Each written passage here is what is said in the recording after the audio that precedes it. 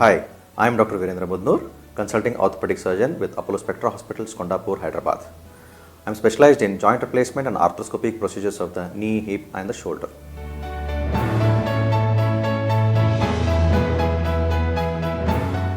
Frozen shoulder adhesive capsulitis or periarthritis is a condition of the shoulder joint in which the capsule of the shoulder joint is largely inflamed.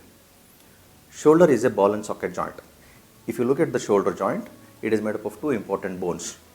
This is called as the scapula. This is the humeral head. Shoulder is a ball and socket joint. It is similar to the hip joint, but the difference is the socket in the hip joint is a bigger socket, whereas in the shoulder joint, the socket is a smaller socket. This is because the range of motion of the shoulder is significantly high when compared to all other joints.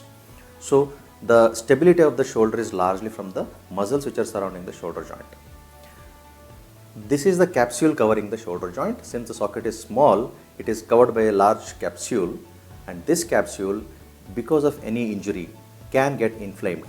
It is more common among elderly people where the capsule of the joint becomes stiff. Initially, because of pain, there is a restriction of motion. This restriction of motion will lead to a decreased movement in the shoulder joint. Largely, it starts with loss of rotations in the shoulder. There is a decreased movement in the abduction and forward flexion as well. This restriction will lead to a contraction in the capsule of the shoulder joint. This contracted structure, if you try to move, again it will lead to pain. So basically, the patient will be in a vicious cycle where pain will initiate a loss of motion will initiate a contraction of the capsule.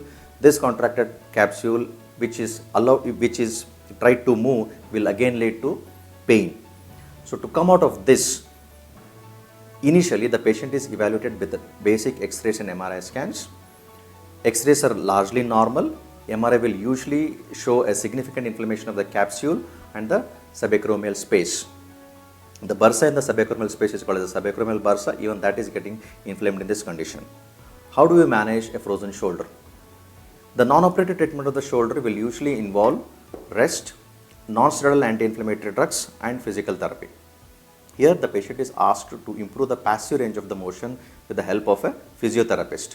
The physiotherapist will usually do slow capsular stretches, mobilize the scapulothoracic motion and then improve the strength of the shoulder. Subsequently, they will be put on theraband strengthening exercises to improve the strength in the muscles surrounding the shoulder. In case if there is no improvement with the conservative means of treatment, the patient can undergo injections into the joint, which are usually steroid injections or your cortisone injections, which are injected into the shoulder joint, which will reduce the inflammation, and again they will be followed up with the physical therapy. In case the non-operative treatment doesn't work, the patient has to opt for a surgical treatment wherein we do an arthroscopic procedure of the shoulder joint where we release the capsule with the help of a radiofrequency ablator. The pancapsular release of the shoulder is done, and after that he is put on rehabilitation where the complete range of motion is attained. Thank you.